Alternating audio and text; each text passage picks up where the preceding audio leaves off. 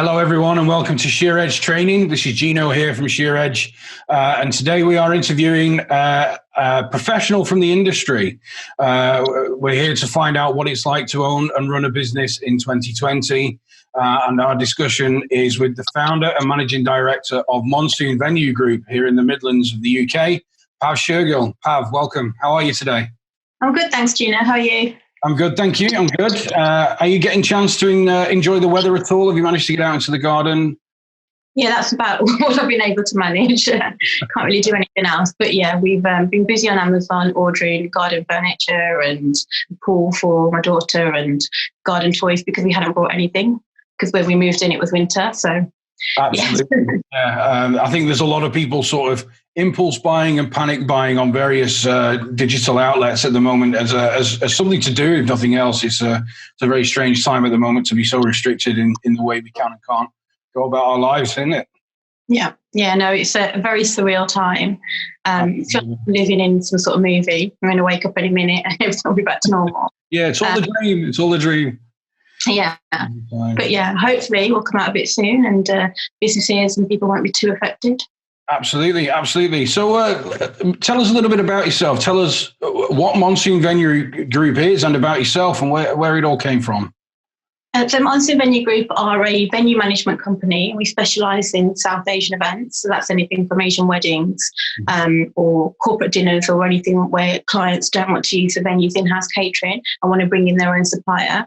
I started the company 7 years ago this June. And prior to that, I was working for the NEC Group and I was doing marketing and PR for them. My background for marketing and comms. And working at the ICC, I saw the challenges that they were having when it came to inquiries for Asian events. And I never really understood why they didn't do more when we had the ICC in particular has got capacity for 500 up to, for an Asian event, because they're quite large numbers, up to 1,500 people. So I got quite involved and started asking a few questions about, why aren't we doing more Asian events? What are the challenges?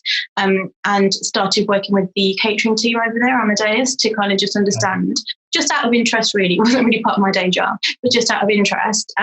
And then whenever they did get inquiries or they had suppliers reach out to the venue, they would come and ask me for a bit of an input to say, what do you think? Are they a good supplier?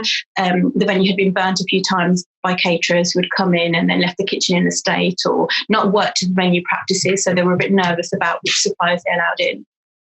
So kind of talking to Amadeus and talking to the catering manager, talking to the banqueting sales manager who was dealing with the inquiries, I kind of realised that I saw that there was an opportunity or there was a gap that they didn't have the expertise in-house to manage the inquiries. Because when you say South Asian events, that's so broad. Under South Asian, you've got religions, community groups, so it's very difficult. So you'd get an inquiry and you might have one caterer that you have a good relationship with, and that might be a Punjabi caterer, but then you get an inquiry for a Muslim client and they want halal catering. And so, they want something authentic. So it was quite a challenge. So I saw that there was an opportunity there for a company or someone to come in to almost bridge that gap between the South Asian events industry and the venue. Because from a venue perspective, it's not that much bigger revenue stream for the venue to have someone working on it full time because they're busy with their corporate clients all year round. Yeah. So it was really only sort of the summer months or holiday periods that they would actually have the dates available for Asian events. So it didn't make sense to have someone. But then the challenges that the Asian events were bringing in terms of the cultural expertise, the demand on time, the suppliers, it was quite difficult to manage, and it was actually a full-time job in itself. So that's where I came up with the idea. I sat on the idea for about 6 to 8 months. I can't remember how long. And then my marketing director at the time, Stuart Kane, we had a coffee and I just said to him, Stuart, I've got this idea. What do you think? He loved the idea, told me to write a one-pager, synopsis of what I'm thinking, sent that to the board. Next thing you know, I'm presenting my business plan to the board of directors at the NEC Group. And then I launched one with the NEC Group as my first client. That's fantastic. I mean, what a hell of a journey in what effectively was, well, I suppose if you include the 8 months of sitting on the idea, that's kind of like a 12-month period, I suppose, or a year from when you went from idea through to proposing this to, like you say, the board of directors at somewhere like the NEC Group. mean, let's face it, they're no small company. And I mean, to get an audience with the likes of that board must be quite an accolade. And that's something you should be really proud of, surely. Yeah, no, definitely. I think for me, it was one of those where if it's a good idea, why isn't someone else doing it? Because there's no company out there that was doing what I was proposing. So I kept questioning myself that would it work, would it not work? Because so I wasn't quite sure. And I think having Stuart's backup then kind of gave me that confidence. And I remember Stuart saying to me that, look, if you don't do this now, you could leave or in a few years' time try to set up a company from your bedroom and be starting from scratch. You've got an opportunity now where you've got the relationships to actually go and speak to the board of directors, and you might not ever get that opportunity again. And I think that's what gave me the push. And also with the NEC group, I always remember on my induction, they had always said that if you ever do have an idea, always come to us, and we would encourage it. And that was always in the back of my mind as well, that I knew that the NEC group were quite open to supporting employees who had ideas to try and take the business forward. Well, ultimately, otherwise, how would certain startups ever get a chance if it isn't for those big businesses actually supporting the little people or the smaller businesses out there? Then sometimes we just wouldn't have a chance. So, what would you say was the unique selling point for you, or what made it a success for you? Like you say, you questioned yourself on if it's such a good idea, why is nobody else doing it? Why do you think it worked for you? What was the key for you to be the link between the venues and the clients that they wouldn't necessarily have that relationship with?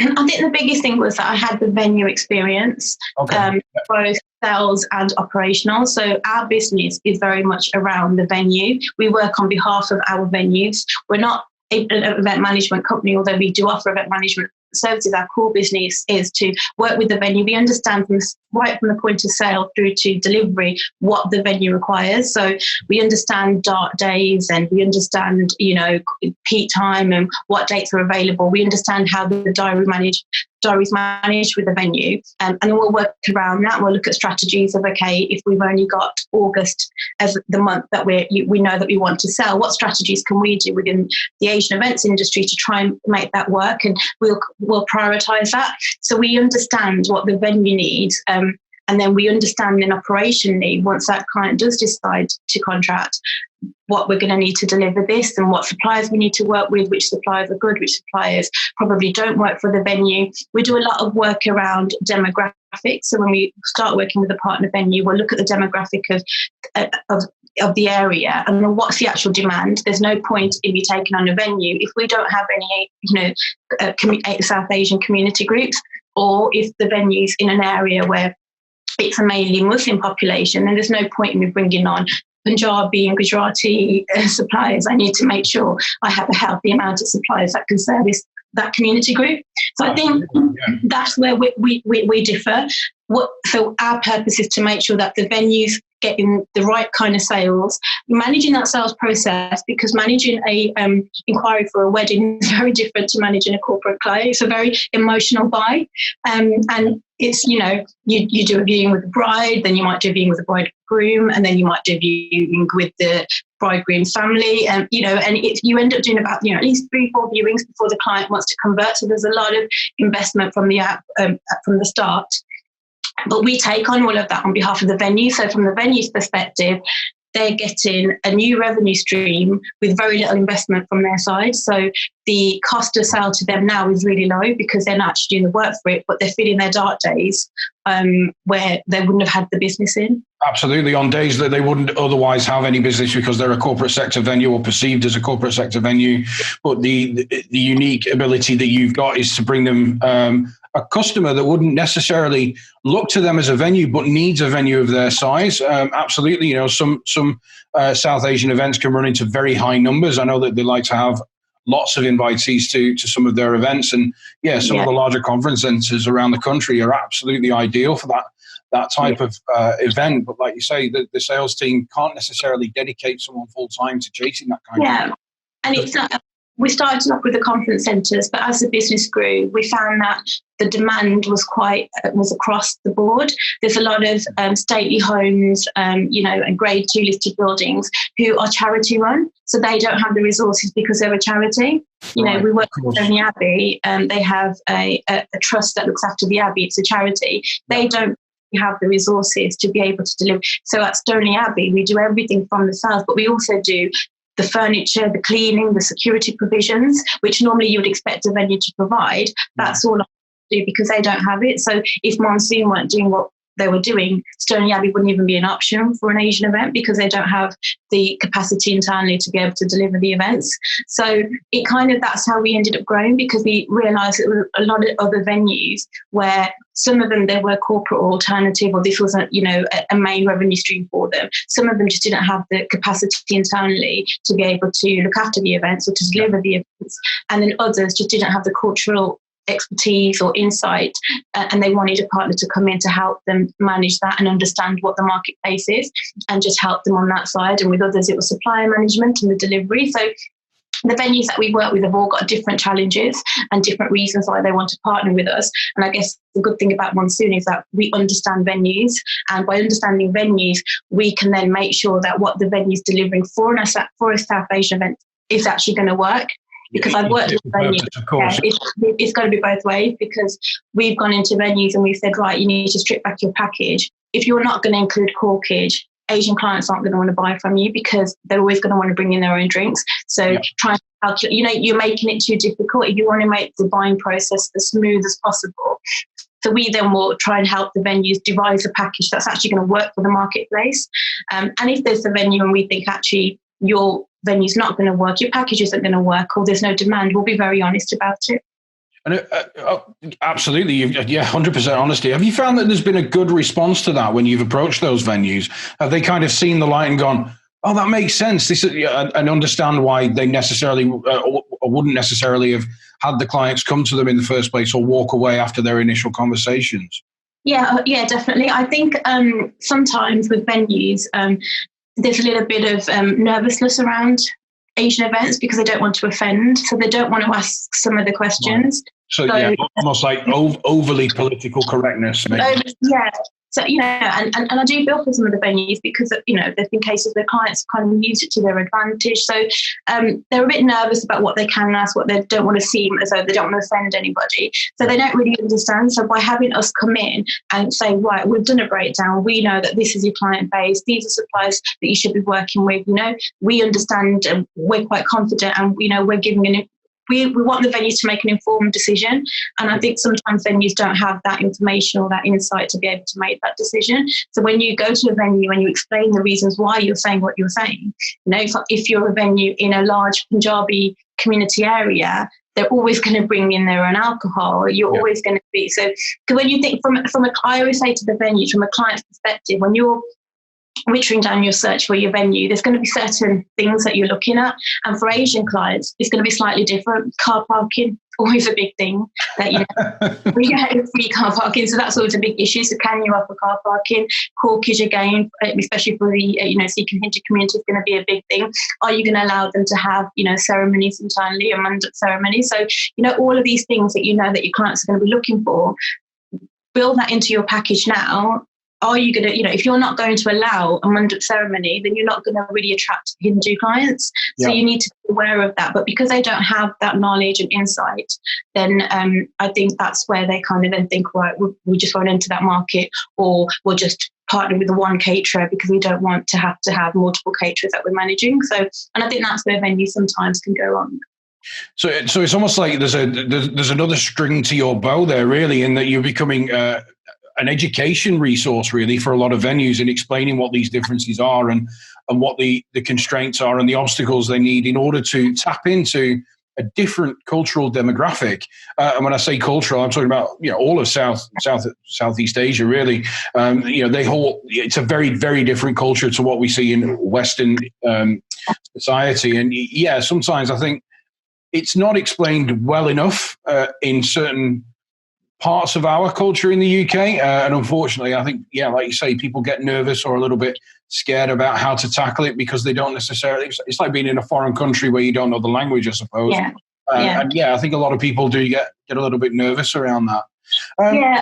So I was just going to say that we recently, well, this start this year, actually introduced a consultancy service for venues where we do a feasibility report for them before they make the decision. Because I think, like with anything, before you go into any market, you have to do your research. So we've actually started doing feasibility reports for venues, so we can actually go back and say, right, this is a breakdown of your demographic. This is what we think your package should look like. This is probably how many events you're likely to attract before is it actually financially worth you going into this marketplace? Yes, like you say, a full feasibility study so you can understand what the investment might be and the return on that. Yeah. Absolutely. Yeah. So tell me a little bit about the team at Monsoon. I mean, there must be steam coming off people's fingers with the amount of different things that you guys are doing. Who have you got in the team? What's the dynamics in the office? So we have an accounts manager who deals with all the invoices and supports on the contracting side. We have our sales manager, Danny, who looks after our sales inquiries and manages the sales team. We have Aaron, who is, it's difficult to explain that. Aaron's been with him for a long time, and he's sort of recently kind of moving into a role where he's almost supporting me. So he's an account manager, looks after some of the venues, but he also supports me with a lot of the admin work on the venue side and HR. We have Megan, who's our event coordinator. We have Nishma, who's our operations manager. She's fantastic. She's been with me for a long time. And then obviously myself, managing director. And then we have my partner who supports us on the commercial side, but he's not in the business full time. He just kind of oversees the accounts and the commercial side of the business. That's the perks of being the MD's partner, I guess. So there's no choice but to be involved. That's one thing that I'm not great with. So I think for a long time when I started this business, I didn't really realise I have to make money. It wasn't actually until he came on board that I started to think more commercially. Absolutely, yeah. Ultimately, we all get into this kind of industry because of the passion we have for it, really. If we wanted to be rich, then I'm sure there's much easier ways to do it, let's be honest. Yeah. Trust me, when you're dealing with brides and grooms and their families. Absolutely. I'm sure it's a very stressful situation at times, especially as you near the date. Tempers get flared and nerves get frayed. And am I right in thinking that you guys have purpose-built premises, purpose-built offices? Is that right? Yeah, so we have offices in Edgbaston, where we spent quite a lot of money making them look nice. And we work with venues like the NEC Group. We want to make sure that when our clients come to see us, they know that they're working with a professional. So, I'm a big believer in investing back into the business. So over the years, I've always invested back in, whether that's with my staff, the premises, our marketing, our branding, just to make sure that we want our clients to have that confidence that they are dealing with a professional business.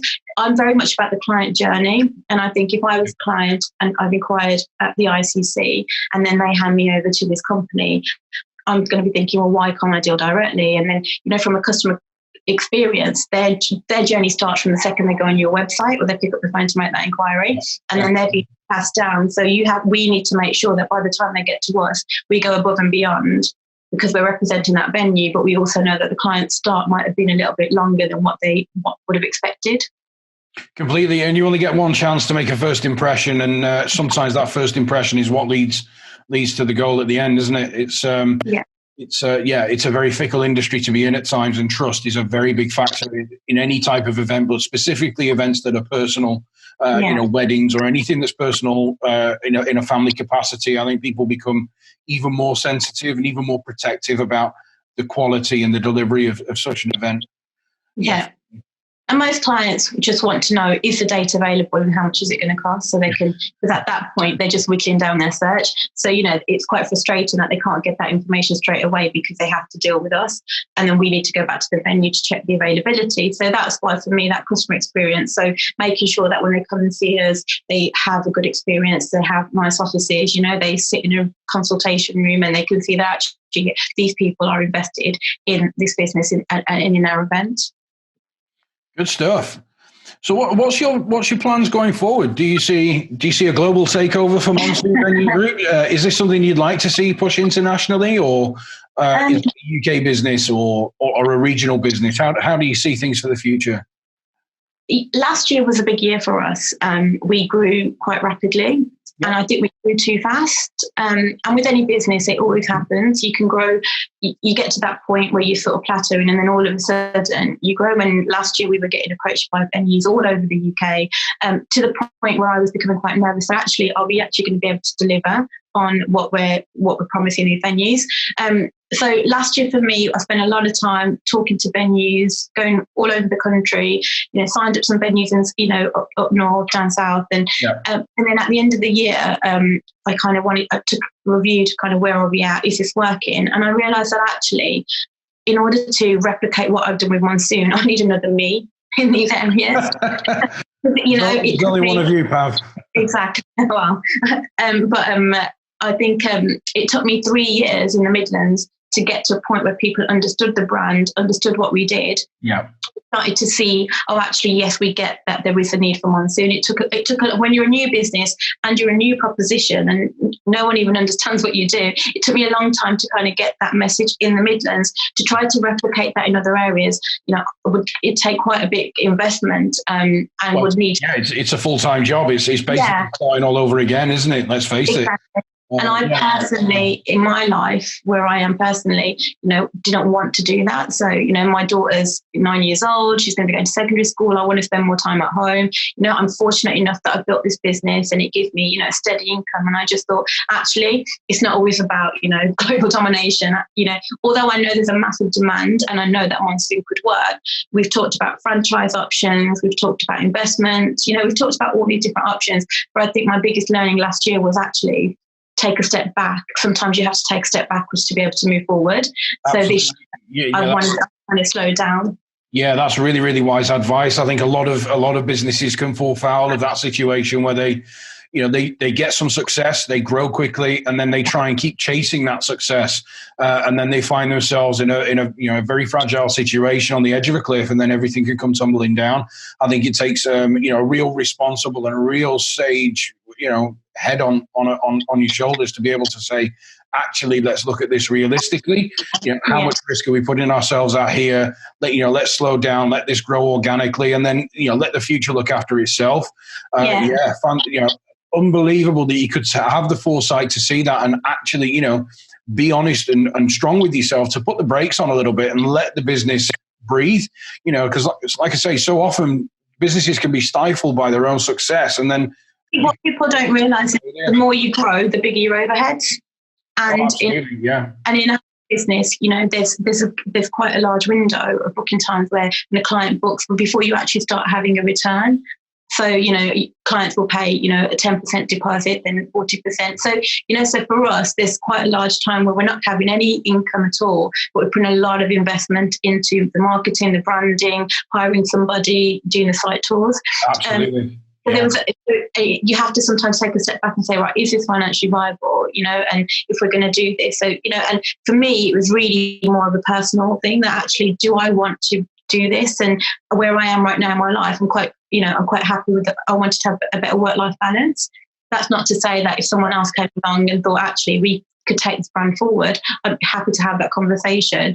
But right now, for me, I want to kind of, and to be honest with you, it was a good job that I did with COVID-19, that we did downsize and downscale a little bit, because otherwise I'd be in big trouble now. Absolutely, yeah. And I think, again, those kind of steps, for me, in my opinion, are the foundations to long-term success. They're longevity in a project rather than a quick boom and bust. But absolutely, COVID-19 has absolutely blindsided every small business throughout the world. Well, every business, through every part of society throughout the world at the moment. It's really, really, really horrible to see the way that economies and entire markets are just disappearing, especially in our events industry as well. There are so many companies, venues, suppliers that really just can't survive so long in what was supposed to be a busy period without any income whatsoever.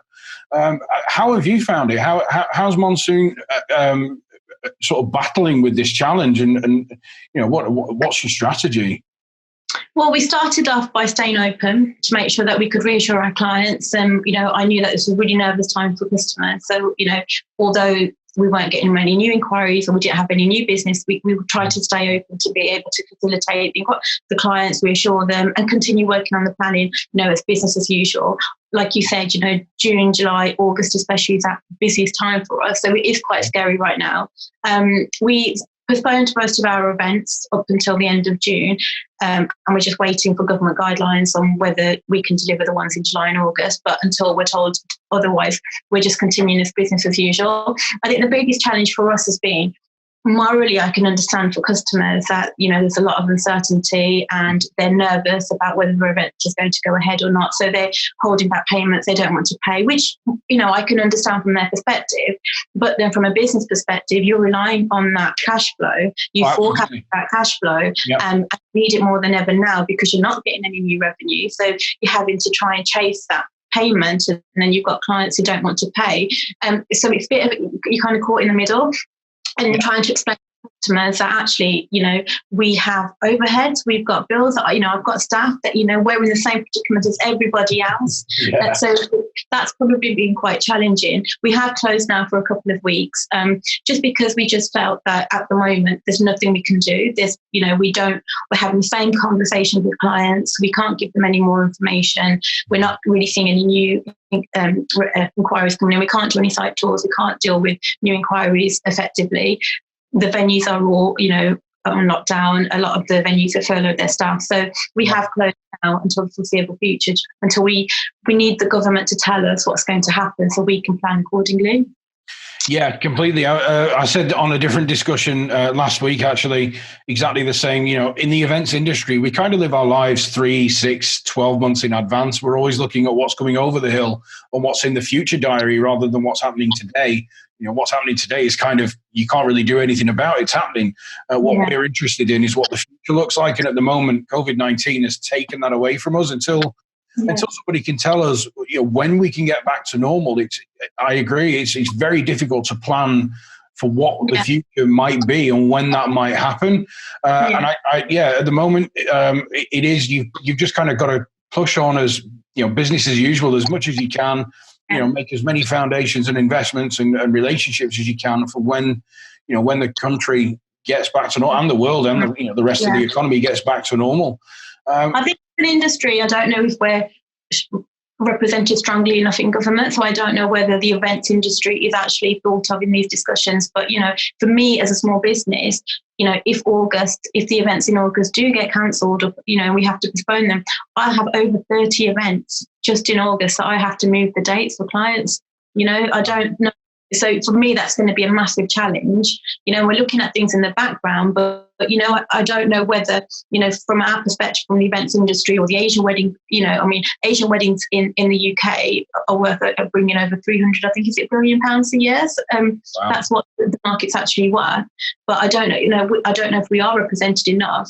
And that makes me quite nervous. That are they thinking about us and weddings and, and events in general, like a lot of the festivals that happen over the summer. I know a lot of them have been cancelled, but is that in the thought process, or are we in the thought process when they are making decisions? Yeah, I completely agree. Unfortunately, I think we get sort of lumbered into that leisure and tourism kind of label, which really doesn't represent any sector of the events industry whatsoever, really. But unfortunately, because we're associated with hotels and things like that, we kind of get into that brand.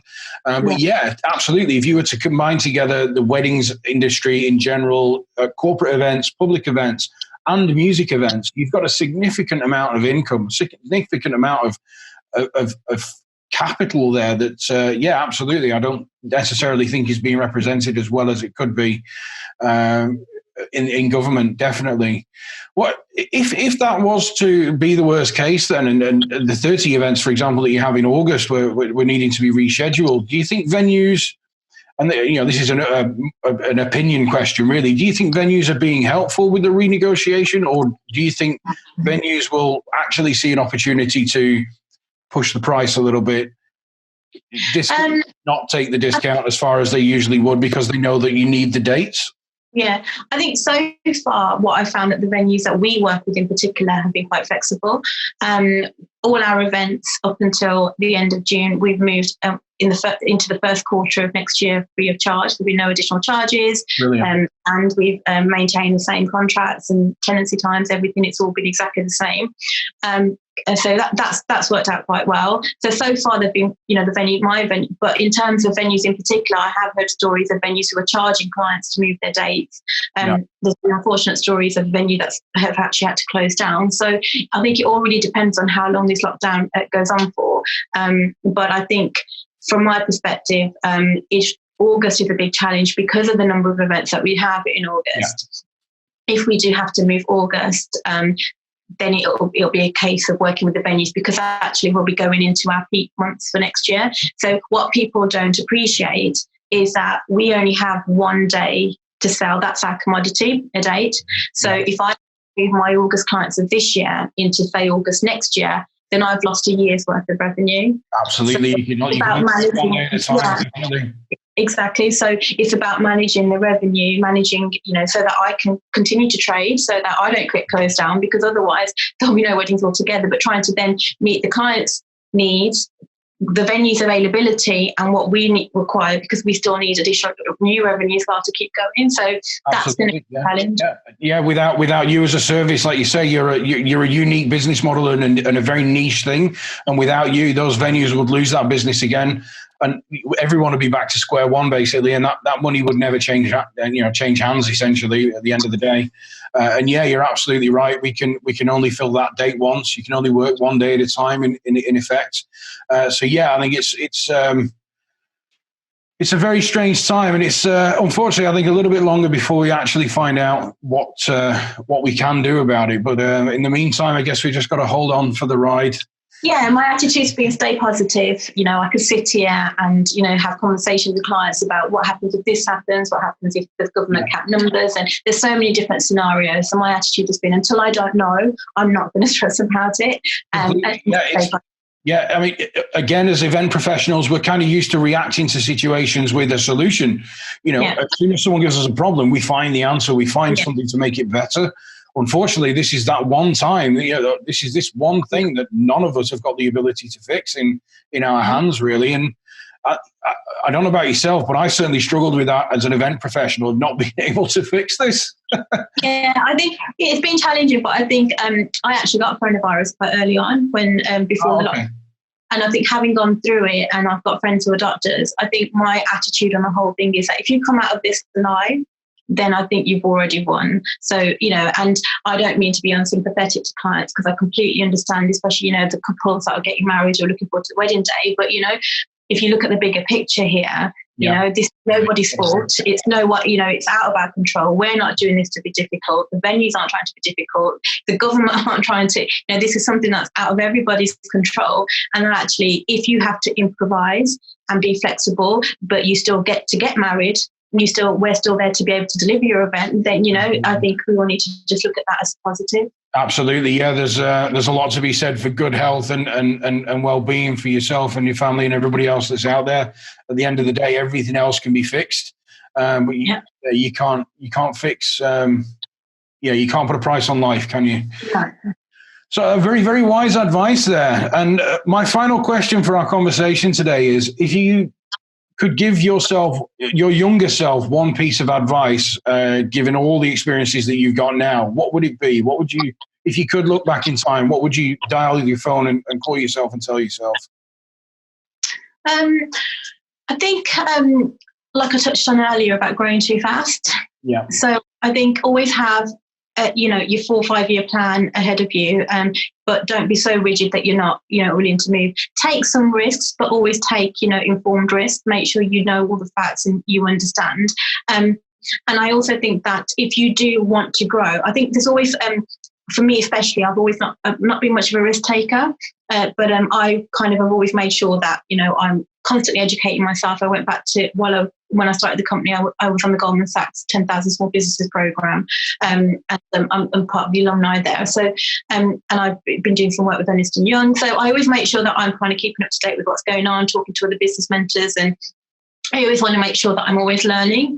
And one of the things that I learned was, about investment. And I was always really nervous around investment. But I think my biggest mistake last year was when we made the decision to grow, I should have taken on investment at that point, whereas I was trying to grow organically and self-fund, and I think that's quite a difficult thing to do. And I think for companies that do want to grow, you need to look at investment and educate yourself on the different types of investment that's available to you. And I think had I done that a lot earlier in my when I started out and looked at the options of, you know, whether it was equity or debt or however I wanted to do it, that would have put me in a better position last year. Whereas I tried to do it all myself because I was too scared to take that risk. And to be honest with you personally, like where I am in my life, I probably wouldn't ever want to do that, or, you know, because I'm actually quite happy with how it was. For me, it was more about work-life balance. But I think if I could go back, I think educate yourself around the financial options to you, and think about where you want to take your business and what your growth strategy is. And then on a personal level, I think don't worry so much about what everyone else is doing and just concentrate on what you are doing. I have a lot of businesses who come to me, and I think with social media, it makes it very difficult because they'll see another supplier or a competitor put out a post or a video and they think, oh my God, they're doing it really well. We should be doing this. Yeah. I've never done that. I refuse to follow other suppliers or competitors or, you know, on social media, because I think always just focus on what you do and do what you do and do it really, really well. And then partner with other suppliers who do what they do and they do it really, really well. The other mistake I've seen businesses make over the years is try to do everything, you know, and when you start trying to do everything, your service is going to start to have an impact. Yeah, you start to dilute things, yeah. 100%, yeah, so you're going to dilute. So I think for businesses and for people coming into starting, just focus on what you're doing. Do your competitor analysis. I'm not saying, you know, don't put so much on it that if, you know, so-and-so is doing this, we should be, because then you end up kind of running your business based on what you think someone else is doing. Absolutely. And let's face it, marketing never tells the truth, does it? No. And like you say, you know, you should absolutely be aware of what the competition is doing, but never kind of benchmark yourself against it. I really love that. Do what you... And I think it's really important to have your mission statement, your key objectives, and always kind of, whenever you do start to get a little bit swayed or revert back and remind yourself, you know, this is what we want to do. This is our aim. And that's what I do with my team. Whenever we get a bit, you know, people will say to me, why don't you do wedding planning? Why don't you do this? Why don't you do that? Why don't you start your own catering company? Yeah. And I'm like, because no, that takes me away from my mission of Monsoon and my ethos and my objectives and what we're trying to achieve. So actually, sometimes I have to do it to myself sometimes. I wake up with 100 ideas a day and then kind of just, you know, pull myself back in to say, no, once, you know, this is what we're doing and this is our core values and this is our service delivery and this is the agreement with the venues and this is our service delivery to our clients. This is what we need to focus on. Do you know what? I couldn't have put it better myself. Fantastic piece of advice. That do what you do and do it well. Don't worry about the competition. Just stick to, you know, keep your focus, stick to your goals, and success will follow, I guess. Pav, it's been an absolute amazing conversation today. Thank you very much for joining us. I've really, really enjoyed hearing all about Monsoon and everything that you've been through, really.